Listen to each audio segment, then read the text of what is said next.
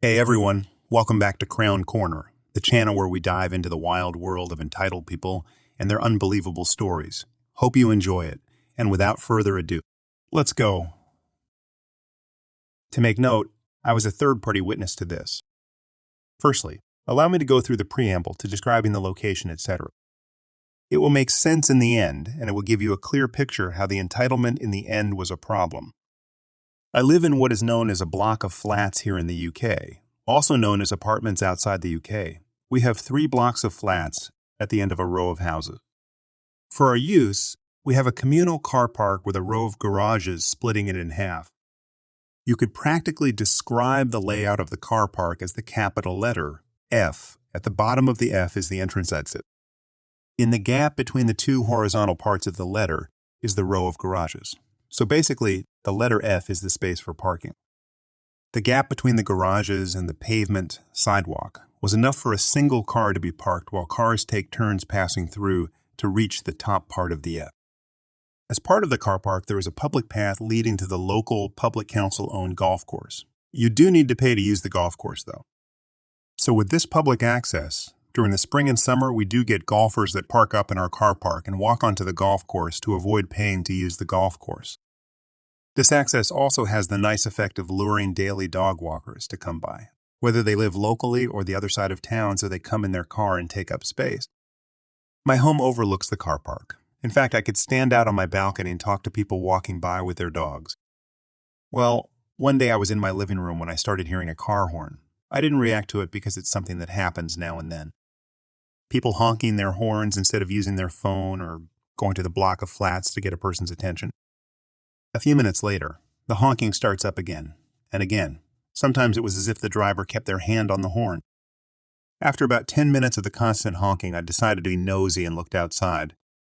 Instantly, I could see what had happened. Someone had parked their Mercedes in the gap at the end of the garages where someone else had parked up against the pavement. So the Mercedes was blocking traffic from exiting the top half of the car park. The honking was a mother, with kids in the car trying to leave. As she was blocked in, she was trying to get people's attention to move their car. I just stepped out on my balcony to watch. Almost 7 minutes later, a man with 2 dogs returned from the golf course.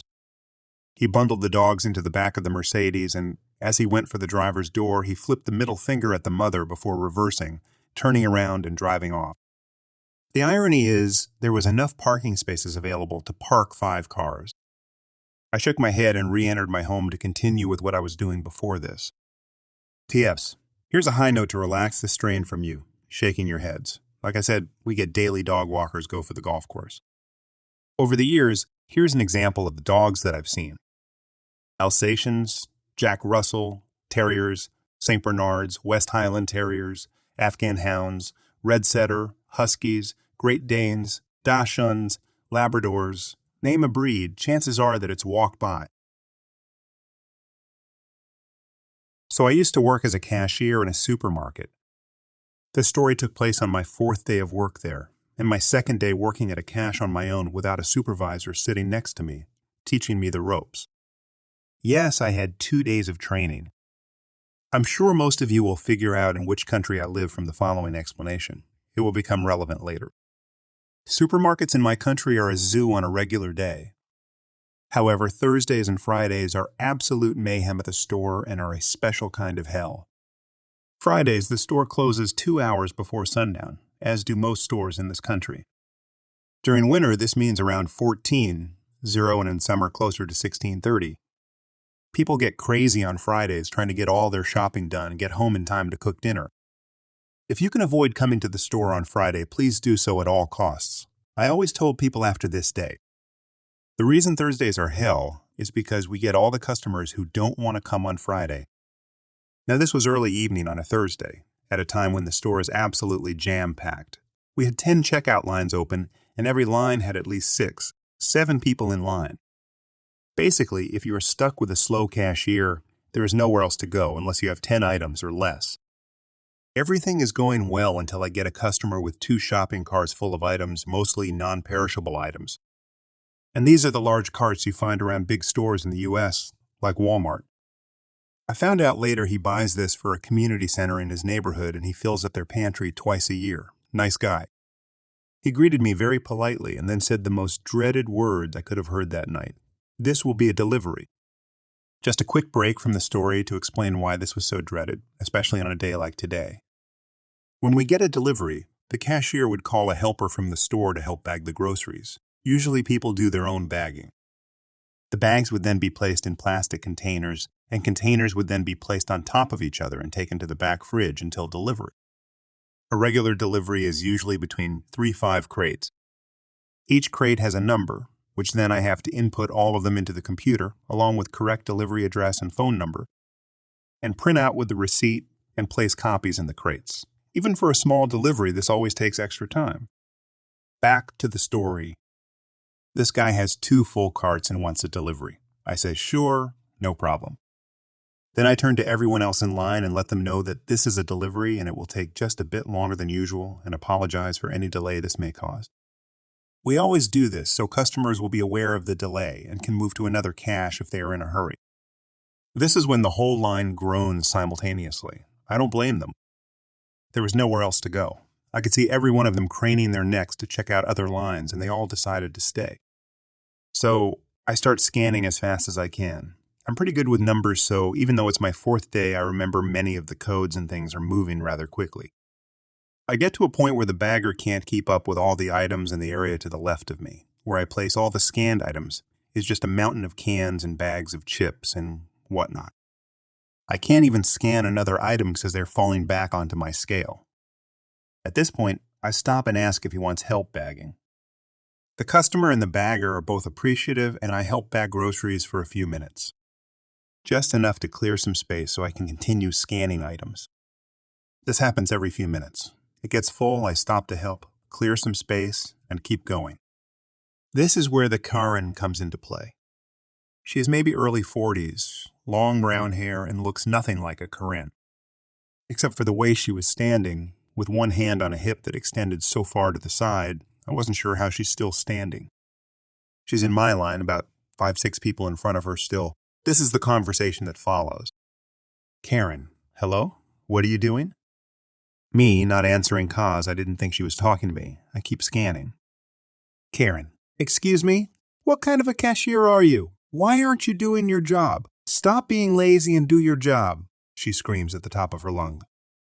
Me, I'm sorry, ma'am, I'm just trying to... Karen, that's not your job. You are a cashier. Do your job. Do your job. I realize now, after reading so many Reddit stories, that this would have been a perfect chance for some malicious compliance. I'm sure some of you hope that I did just what Karen wanted. Too bad I didn't know about it then. Or that it was only my 4th day on the job. That's not what happened, although I dream sometimes that I did just that. Sit back and sip my coffee until the space cleared for more scanned items. Be a cashier. Next time. Me. I'm just helping to move things along faster. If this is a problem, or you are in a hurry, feel free to move to another line. I'm sure another cashier will be more than happy to serve you. I may sound like I'm the jerk with this line, but I said it really nicely, not sarcastic at all. Obviously, that didn't help Lo. Karen, not listening anyway, and having none of it. Just do your damn job. You are a cashier. What is wrong with you? Are you stupid? You should be fired. I stop listening at this point and don't answer as I'm still helping to bag and scan as fast as possible, knowing it's not going to help anyway. However, I see one of my managers, let's call him Joe, walk up to Karen. Joe is great, by the way, always helping the workers. Joe, what seems to be the problem? Karen, still yelling, your cashier is awful. She is lazy and she is not doing her job. You should fire her. Tell her to do her job. She's not doing her job. She repeated that a few times, like a broken record. Joe looks over at me for a second, understands exactly what is happening, turns to Karen and says, can't you see she's trying to help? She's trying to make this go much faster. Now Karen starts screaming words, I'm assuming, but I couldn't really make them out. She was practically foaming at the mouth. Joe tries to calm her down by explaining, or trying to, how me bagging items is actually helping, and this makes Karen even more irate, if you can believe it. Spit flying from her mouth, arms flailing, screaming like a banshee. Suddenly I notice an older woman, nice old lady, must have been around 80 years old, trying to get Karen's attention by tapping her on the shoulder. It takes a few tries, but she finally gets her attention and spins her around by her shoulder. No. Hey, Karen. Karen, excuse me. Karen. Karen, what? No. Your daughter is crying? This is when the entire store seemed to have stopped talking all at once, like someone pressed mute and turned off the volume. The sea of people in front of me parts a bit, and we all look down and see a little girl who couldn't have been older than 4, clutching her mother's thighs, bawling her eyes out, snot coming out of everywhere, hyperventilating. This girl was terrified, and I can't blame her. Seeing her mother going off like that must have been terrifying. And she has no idea what's happening. She's in a huge store where she knows no one, and she's practically invisible. This silence lasted an entire 2 seconds, because that's when Karen started yelling at Joe. Karen, look what you did. You and your stupid lazy cashier made my daughter cry. And a bunch of other crazy sounds that were perhaps supposed to be words. Things happened in slow motion for the next few seconds. She started to swing towards Joe. Joe is not a big guy, but he's bigger than Karen, that's for sure. And he's not easily intimidated, not his first Karen. She would have decked him right in the face if the knoll hadn't grabbed her in a bear hug to stop her. Yes, she did. I had to pick up my jaw off the floor. At that point, other customers got involved trying to peel off the knoll from Karen and stop Karen from trying to kill Joe, and from Joe trying to kill Karen cuz he was fuming by then. At this point, I saw mall security storm the castle. Our store was inside a mall, and the sea of people just surrounded Karen and I couldn't really see much of anything anymore. Kind of like football players when there is a fumble and they all jump on the ball. By the sound of yelling getting farther and farther away, I figured Karen was being led either to the back office or to the mall security office, mall jail. This entire time this is happening, I'm still bagging and scanning items, and I'm about halfway through this customer's purchase. I finish up with him with no more problems. He was very nice and thanked me profusely for helping with the bags, even though technically it wasn't part of my job. He said I was the fastest and nicest cashier he ever had the pleasure of meeting. I was just happy to help. No one else in my line complained. I actually got compliments from people about keeping my composure. Apparently, many cashiers in my country think it's okay to yell at customers and just be plain nasty. I worked in customer service for many years prior, and I have never yelled at a customer, even if they deserved it. Once the rush died down a bit, I went for a break. I met another employee in the back room, and I started to tell him of what just happened when he cut me off. She was yelling at you. I heard that. Well, everyone heard that, but I had no idea what happened. He told me that police was called and Karen escorted out of the store and the mall in handcuffs. I filled him in on everything, and we spent the next 30 minutes laughing. I don't know what happened with the child. I'm assuming they called another family member to pick her up. I also don't know what happened with Karen after that, since I ended up working there for another year and I never saw her again. Hopefully, she learned to do her grocery shopping on Tuesday, Wednesday, or was possibly in prison or house arrest. This was the first Karen I had the displeasure of meeting while working at that store, but definitely not the last. To those of you who read the entire story, thank you for sticking with me through to the end. I hope it was worth it, and you got some sense of pleasure or justice from the end result. I will work on my writing skill so the next stories I may write, that may be long as well, will be easy and entertaining to read. This happened early May 2020. I worked for a big homeware company where you could buy everything from bedding to food in the UK. It was a busy Saturday, as you can imagine if you have ever worked in retail. About mid-afternoon, I get a call over the radio to come to the front of the store as a customer was kicking off as they were being stopped from coming into the store. As we were at a maximum customer number and the queue was blocking the path for customer to enter the store. As I get closer, I can hear this Karen kicking off. Once I get there, I ask the customer service desk, who is right next to the front door, what is going on. They explained to me what is going on. After I heard what was going on, I went to speak to the person who was kicking off. She was still having a go at the team member who was just doing her job. I have to shout at this customer to get there even notice that I am there. She now starts shouting at me and demands that I let her into the store. I refuse, as I can see the queue is still blocking the way and we have been told to let people in if it is not safe to do so. She then starts calling my team member all sorts of rude names, which was making her start to cry. She was only 18 years old. That was it for me. If you ask people who know me, there is very things that upset me, but making one of team members cry is one of my breaking points. I really started shouting at the woman to back up from my store as she's not coming into my store. This is where she started to try to play the race card as a reason I should let her in, as this didn't work. She then tried saying she was a GP and flashing a card at me, which again I refused to look at, and she still wasn't coming into my store. On hearing the shouting, the center security guards came over to see what was going on. Once I'd explained to them what was going on, they asked the woman to leave the area as she was now being refused access to the whole shopping center. As they were trying to get this woman to leave, a police van came driving past on their normal patrol of the area. They stopped to see what was going on after explaining to them what had gone on. And after the guards told the police that they wanted her gone from the area, the police tried to get this woman to move, but once again she refused. The police gave her a choice leave or they would arrest her. Once again she tried to play the race card and the GP card, but they were having none of it. She still refused and got handcuffed and taken away by the officers to cheers from the other customers who were still waiting to enter the store. I later found out that she lost her job as a GP as on the way to the police van she kicked one of the officers, so she was done for assaulting a police officer in a public order offense.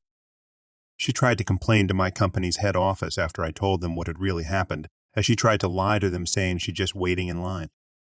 And I told them that there was police report over the whole thing. They said I was right to refuse her entry to the store and issued her with a banning order for the whole company, so more shopping for her in the company. My team member and her family were so happy that it was me on shift that day, as they know I will let anyone upset my team and get away with it. So this happened back in 2017. It was a normal school day morning. I had gotten ready and was waiting for the bus.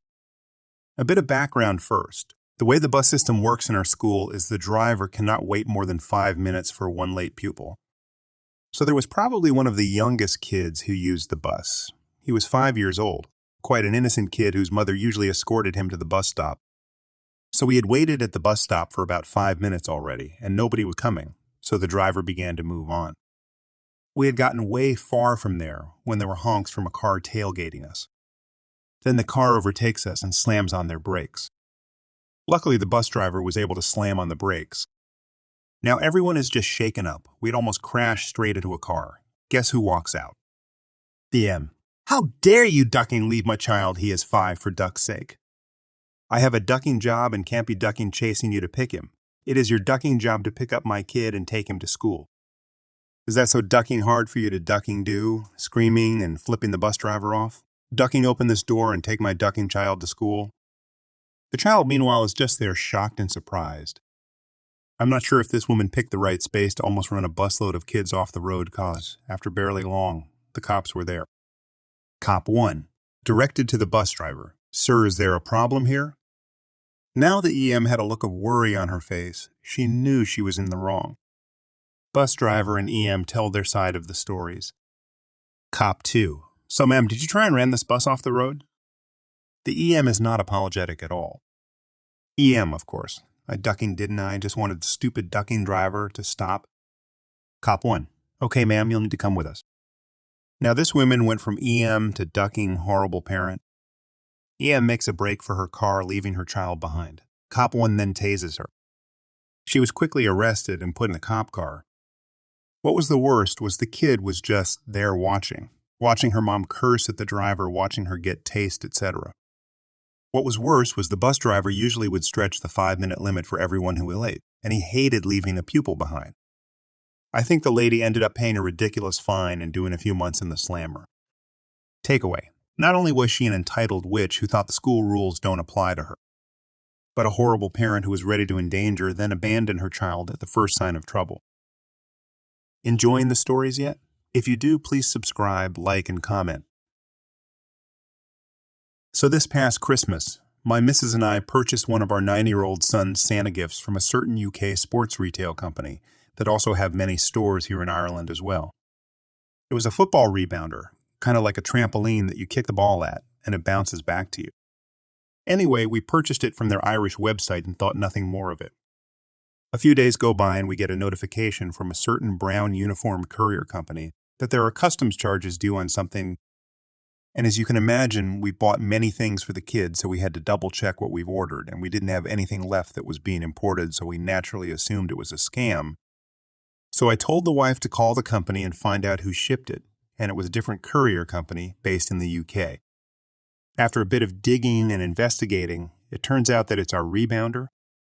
They had shipped it from the UK via a local carrier to the brown uniformed guys to deliver to us. Now, my wife and I are both on disability, so an additional charge of almost your 50 when you're both already on a fixed income is harsh, especially at Christmas, so I told her to pay it, and I deal with the retailer. The first day I called, I had to call 3 times, being stuck on hold for at least 20 minutes each time. But I was patient and polite because I've worked in a call center before, so I knew those people are only doing their job. But I asked to speak to a manager and was promised a call back each time. That never happened. The second day was quite similar. The third day I was starting to get annoyed, so called back, waiting even longer on hold, and finally wasn't taking this crap any longer. I told the rep that all I wanted was the year 50 back because our consumer rights in Ireland dictate that a person must be informed of any additional charges on a purchase, at the very latest by the final checkout screen. And in this case, there was nothing to show that, and I could easily replicate that issue by putting the same item in my basket and going all the way to the checkout screen again. And there was nothing saying we'd have to pay import charges. The rep was indifferent to the situation but tried to help, and what he said sent me over the edge. He offered me a measly Year 20 gift voucher to use on their website, but more importantly, he read a statement to me. He said, "We advise our customers that there may be DDU charges, delivery duty unpaid, i.e., customs charges, on any item that gets shipped outside of the UK." Then I asked him where it states this information, and he paused, then said he didn't actually know. I said, "Well, I know one thing. It doesn't say it anywhere on this transaction because I've checked, and because this is a violation of my consumer rights, I'm going to give your company one last chance to make this right. Have your manager call me within the next 60 minutes, or I'm going to post this entire debacle on LinkedIn and link every senior officer in your company." Then I hung up the phone and waited. Yet again, no call. The next day, I went on LinkedIn and followed through on my promise. I created a post detailing what they had done by sticking us with hidden charges, and that they were ignoring our requests for a manager and everything they said and did. Then I tagged every senior officer at that company, from the regional managers through the European directors, all the way to the CEO, and I shamed them for how they operate their company. This, ladies and gentlemen, was now an act of war. Shortly after I posted that, I noticed that they took down the item from their website in an attempt to hide this, but they must have thought in a simpleton that doesn't understand how the internet works. They didn't realize that when you search for rebounder on their site, that it shows the item in question, so I took a screenshot of that. Then another of the item page that was now missing. But then I did a Google cached search for the same page and found a version from 2 days prior happily showing the item. Then I added a comment to my original post highlighting how they were trying to hide it with the evidence and trolling them for their heinous behavior, especially at Christmas. Then I tagged and shamed all the senior officers again. And at this point, it was really starting to get some attention. Not only publicly, but 3 people in incognito mode viewed my profile. I wonder who they could have been. So naturally, I took a screenshot of the 3 mysterious visitors listed on my profile and did the same thing. Commented on my own post highlighting it and trolling them for their incompetence. The next morning, I got a call from a senior exec at their head office in the UK, practically licking my boot with apologies, asking what she can do to make this right. I told her I originally only wanted my year 50 back, as it wasn't fair nor even legal that I had to pay it. But since I had to go to such lengths to get their attention now, I wanted my year 50 back, a full refund on my entire purchase. And I wanted to keep the product. That was the only thing that would make this go away. She asked for a couple of hours to fix it, and I said, okay. About an hour later, I got another call from her again, apologizing. She asked for my PayPal address where she sent the year 50. Then she refunded the whole purchase, and she let us keep the product. Obviously, I thanked her for her help because at that stage I was just happy it was over. But I'll be screwed if I'll let anyone walk all over my family, even if they are a 58 million annual company. The most of the story here is don't take bull crap from anyone.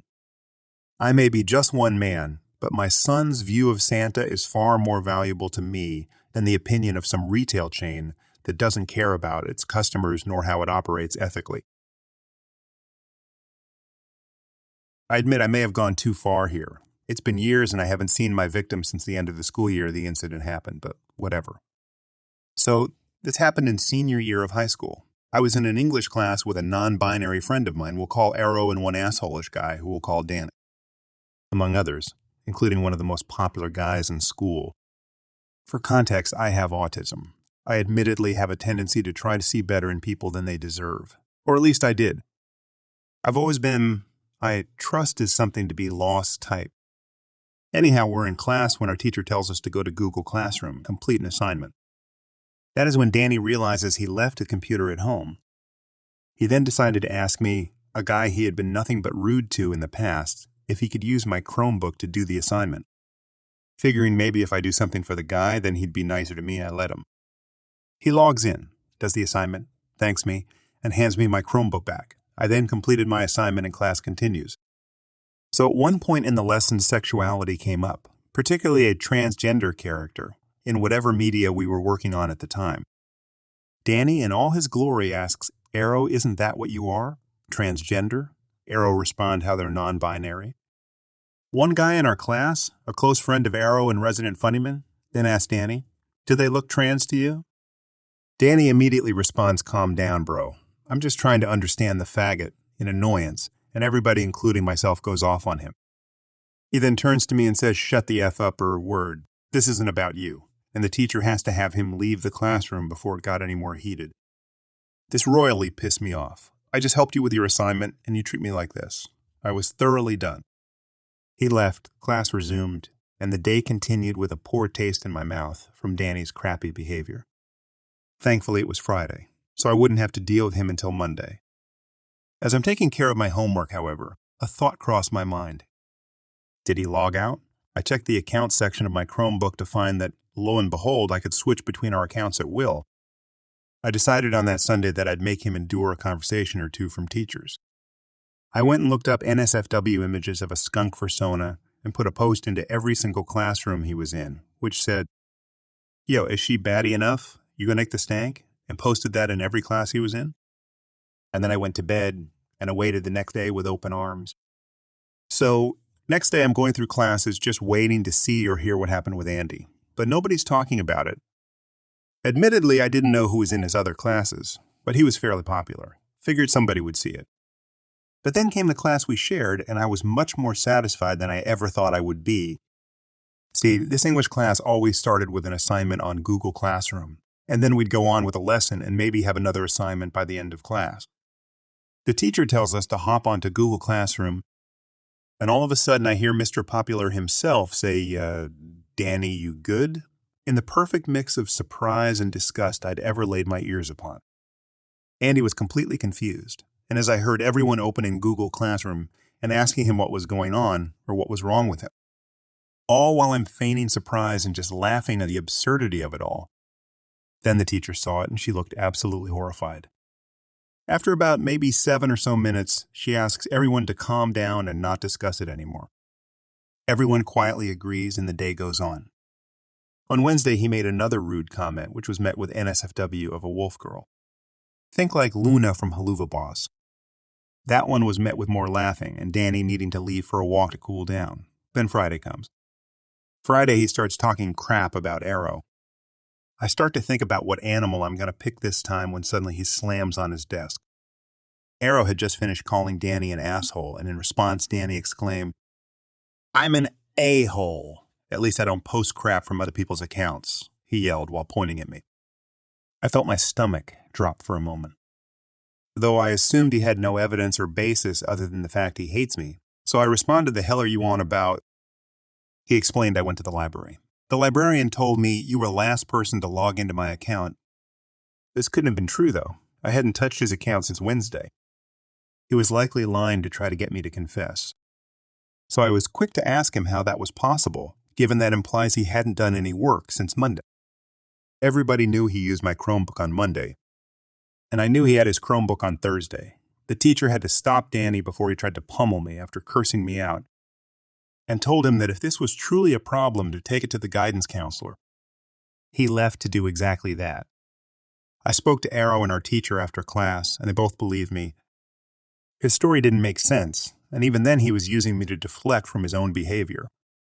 They told me as long as I told the truth, I should be fine, given I have nothing to hide. Problem being, of course, I do. I went to the guidance counselor, and he hit me with the usual guidance counselor voice. You all know the one. He's like, Obi, what happened? And as I sat down, I realized what I would say. He asked me about everything, and I told the truth, save for me doing the deed I was accused of. I was off the hook, mostly because I'd already spoken to him many times before as a victim of bullying. In fact, Danny was one of the people I'd already been here for. As I'm about to leave, he tells me and I'll be sure to talk to him about the cussing. I decided to put the last nail in the coffin. I said, "Sir, please don't get on his case about swearing. I'm not saying what he said was right. But, assuming he's telling the truth, I'm pretty sure anyone would react that way. I'm sure if you were looking right at the guy who messed with you like that, you'd have a few choice words for him, right?" And after a few moments, he nodded. "Thank you, B. I'll let him know you said that." I was off the hook. Later, when I got home, I found out he called my mother and told her how Danny came in and tried to accuse me again, only to be shut down by my act of kindness. His social life never recovered. This happened in November, but after years of just reading, I figured I'd put my own on. Out of the blue, my healthy, hardworking husband, male 41, had a stroke. We were just chatting one night, and then, wham, our lives changed in the blink of an eye. An ambulance was called, we went to A&E, and I spent a horrific night wondering whether my husband was coming home again. He was put on the stroke ward, and for the first 2 days I was back and forward to the hospital constantly. It is not close to my house, so when I was unable to be there due to visiting hours, him having tests, etc., I would go to a coffee shop not far from the hospital and much closer than my house. I also chose that place as I know the staff. I worked for myself, so I would take my laptop or my book and kill time until I could go back to the hospital. The longest I was ever there was maybe an hour and a half. Enter Karen and her browbeaten husband. I was trying to answer some emails and was letting people know what had happened when I heard it. You are so selfish sitting there when other people are in the queue. I looked up, not sure who she was talking to, but it was me. Now I know that people table hogging is annoying. But 1, there were quite a few empty tables, and 2, there were people who'd been there before I got there. She didn't wait for a reply, just huffed her way out of the door, muttering about how I was selfish and she had seen me there yesterday. I don't think she expected me to follow her, but I did. I was tired, worried about my husband, and mad as hell she didn't have the balls to say it to my face and stick around. Like I said, she picked the wrong time and the wrong woman. I asked her to repeat what she said to my face. I said yes, I was sitting on my laptop, but the staff knew I was there waiting to go back to the hospital as my husband had just had a stroke. And it was close to the hospital for me in case there was an emergency. And I still needed to work, so I was doing what I needed to do, and maybe she should mind her own business. Or at least have the common decency to say it to my face. I maybe should not have called her a geriatric old cowbags, but I did. She kind of screamed at me. "I'm only 53, and I replied, "Yikes, you're only just older than me. Damn, you must have had a hard life. I'm sorry about that. I'm 48. She stormed off, and when I went back into the coffee shop, my friend told me she was a pain in the butt for harassing some of the students who came to work, big university town, and she always got a takeaway coffee anyway. I was the first one to stand up to her. I think her mistake was thinking I'd take it, but she messed up as one of the benefits of being Gen X is we don't give a crap anymore, and she should have known better. I do feel bad for commenting on how she looked, as I believe we should all age gracefully, but she deserved everything else.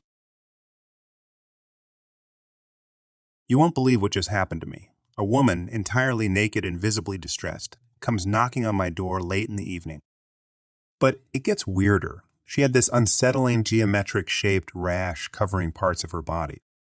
Before I could even process that, she demands, to use my phone. She starts going on about tall men being after her and how crucial it is that she contact someone who can help. She doesn't ask nicely, doesn't seem grateful for the help I could potentially offer. She just acts like it's her god, given right to use my phone and intrude on my life with her bizarre tale. Despite her strange condition and frantic demeanor, the entitlement was too much. I told her, "Look, if you're in trouble, I can call the police for you, but you're not using my phone." She went ballistic, saying that the police couldn't be trusted and that I was contributing to the problem by not letting her use my phone. Finally, I had enough and told her to scram. She stormed off, shouting that I'd regret not helping her when they come for me too. I'm still baffled by the whole situation. Is it just me, or does entitlement know no bounds these days, even in the strangest of circumstances? Thanks for joining us. If you enjoyed the video, don't forget to hit the like button and subscribe for more captivating stories. Share your own experiences, opinions in the comments below, and let's keep the conversation going. Until next time, stay tuned for more epic tales.